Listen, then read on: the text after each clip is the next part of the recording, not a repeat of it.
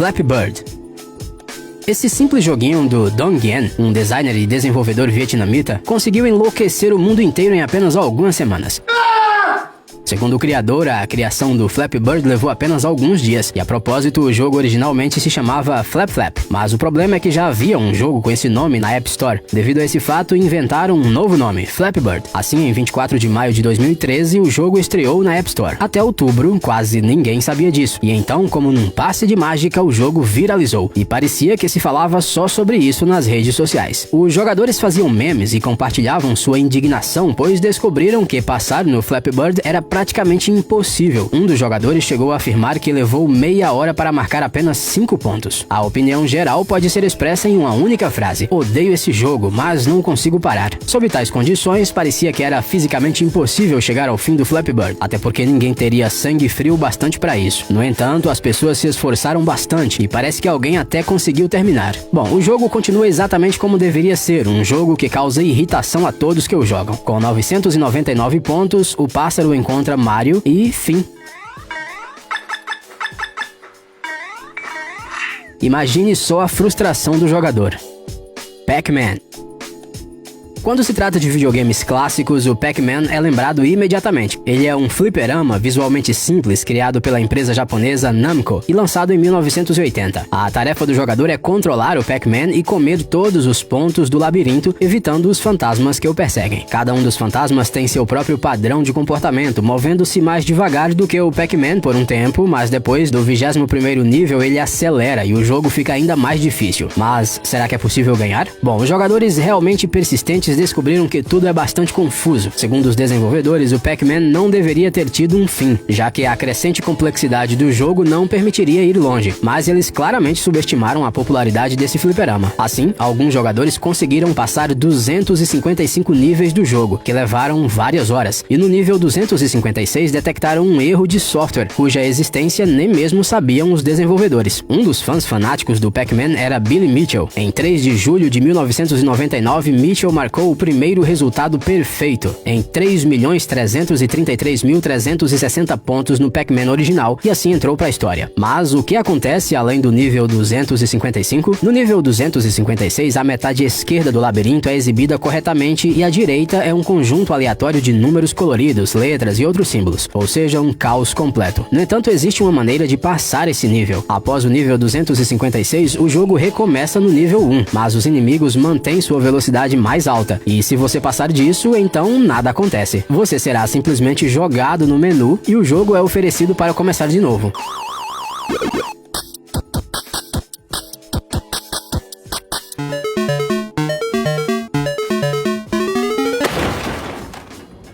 Esse parece ser o final mais decepcionante que você pode imaginar. Battletoads. O Battletoads costuma ser chamado de um dos jogos de videogame mais complexos da era dos 8 bits. Ele praticamente deixava os nervos à flor da pele e alguns jogadores provavelmente até mesmo já quebraram um gamepad por causa disso. Este jogo foi uma vez criado como um rival da série de jogos sobre as Tartarugas Ninja, mas logo rapidamente se tornou um trabalho absolutamente independente.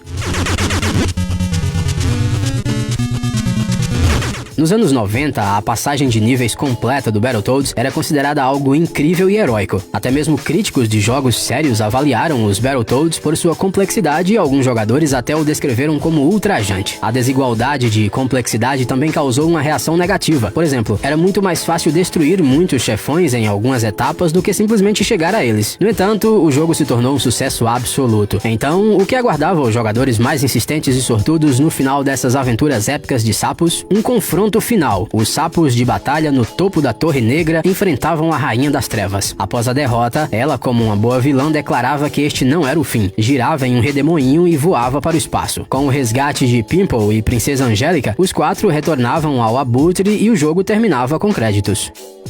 Contra. Assim como muitos jogos de fliperama, o enredo de Contra era bastante comum, ou seja, derrotar os vilões. Desta vez, a organização Falcão Vermelho foi quem resolveu destruir toda a humanidade. Os alienígenas controlavam os vilões e 2 lutadores, Bill Mad Dog Riser e Lance Scorpion Bean, tinham que lidar com tudo isso. Eles pousam na ilha para destruir a base e salvar o mundo. À medida que vão indo cada vez mais fundo, os heróis percebem que precisam não só exterminar os terroristas, mas também destruir o coração alienígena na toca dos alienígenas, onde fica o chefão principal. E esta esta não é uma tarefa fácil.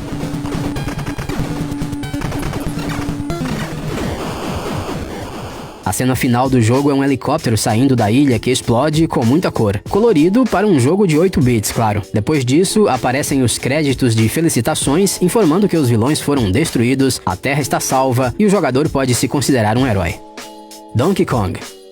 E aqui está mais um jogo de fliperama lançado pela Nintendo em 1981. Este é um dos primeiros exemplos do gênero de jogos de plataforma, onde a jogabilidade é focada em guiar o personagem principal em várias plataformas e saltar sobre obstáculos. No jogo, Mario, que originalmente era chamado de Mr. Video e depois de Jumpman, deve salvar a dama em apuros. Ela se chama Pauline, embora inicialmente era conhecida como Lady Sem Rosto. Então, um macaco gigante chamado Donkey Kong atua como vilão aqui. Posteriormente, o herói e o macaco se tornam um dos personagens mais populares e reconhecíveis da Nintendo. Donkey Kong é considerado um dos projetos mais importantes na era dourada dos videogames de fliperama, assim como um dos jogos de fliperama mais populares de todos os tempos. E parece que os desenvolvedores sabiam o quão legal isso seria, até porque criaram 3 finais diferentes ao mesmo tempo para Donkey Kong. Na primeira final, Mario derruba o macaco e se encontra com a dama lá em cima. Na segunda, Mario deixa o macaco cair em cima dele e morre, deixando a dama sozinha. E no terceiro final, e talvez o mais estranho, Mario deixa a dama e se encontra com o macaco. E isso é sério, até mesmo um coração aparece em cima deles. E parece que os dois ficam um pouco confusos, assim como a gente. Tetris. Depois dos jogos cujos criadores nem sequer criaram um final decente pra eles, de alguma forma você nem mais espera que tudo seja diferente com o jogo Tetris. E este é um jogo em que você precisa apenas encaixar as peças. No entanto, existem 2 maneiras pra terminar, dependendo do tipo de jogo. Em uma das finais, o jogador vencedor se encontra com personagens clássicos de videogames e uma basílica de pixels, cujas cúpulas, como pequenos foguetes, voam pra algum lugar fora da tela, como se antes a cena toda não fosse estranha o suficiente. Na segunda versão da final, a basílica inteira voa pra longe e tudo isso com uma música animada. Depois disso, o jogador é convidado a digitar seu nome na tabela de recordes. Earthworm Jim. Essa minhoca super poderosa é um mutante vestido com um traje espacial único. Parece uma loucura completa, mas essa história se tornou um clássico entre os videogames. E o que mais uma super minhoca pode fazer além de salvar a princesa? Além disso, ele constantemente luta contra vilões que querem roubar seu traje espacial. O jogo termina com Jim derrotando todos os inimigos e também salvando a princesa. No entanto, ela nem sequer consegue chegar perto de Jim. A princesa é simplesmente esmagada por uma vaca que caiu do céu, que foi lançada no início do jogo pelo próprio Jim. O herói chateado vai embora e a princesa e a vaca caem na lava. No entanto, alguns segundos depois, Jim volta e pega a coroa de ouro da princesa. Seria um desperdício se ele não fizesse isso. Duck Hunt. Se você cresceu nos anos 90, provavelmente já conhece este jogo. Ele era incrivelmente popular. Mais de 28 milhões de cópias do jogo foram vendidas, fazendo de Duck Hunt o segundo jogo mais vendido da NES. O jogador precisava pegar os patos que saíam do mato, 1 ou 2, dependendo do tipo de jogo escolhido. De acordo com a missão do jogo, os patos eram forçados a levantar voo por um cão de caça sem nome. 3 chances são dadas para atingir o alvo. Quando o pato é atingido, o cão sai vitorioso da grama com a presa. Caso perca, ele sai dando risada.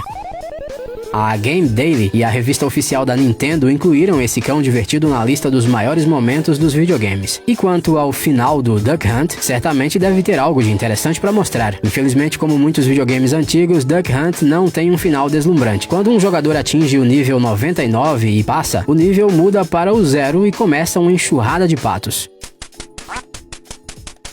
É uma verdadeira chuva de patos que é simplesmente impossível vencer, e com o cachorro rindo sem parar. Ou seja, não é o que você esperava receber como recompensa. T-Rex Game.